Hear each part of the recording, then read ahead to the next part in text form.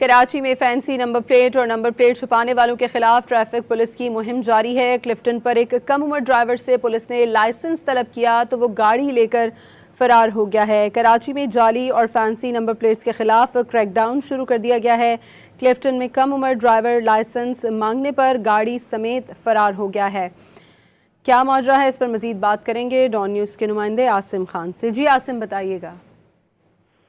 जी हाँ, आज से ट्रैफिक पुलिस की जानिब से शहर भर में जो है बगैर नंबर प्लेट और दीगर गाड़ियों और कम उम्र ड्राइवर्स के खिलाफ मुहिम जारी है। इसी दौरान देखा जा सकता है कि पुलिस ने एक कम उम्र ड्राइवर को जब रोका है तो उसने बहाना बनाकर दोबारा गाड़ी में बैठा है, वो कागजात दिखाने के लिए, और फिर जो है रिवर्स करने के बाद गाड़ी जो है लेकर फरार हो गया, जिसके पीछे पुलिस एहलकारों को उसको रोकते हुए भी देखा जा सकता है। ताहम पुलिस काम का ये मौक़िफ़ है कि गाड़ी का नंबर नोट कर लिया गया है और इसको ट्रेस करके इसके खिलाफ कानूनी कार्रवाई अमल में लाई जाएगी।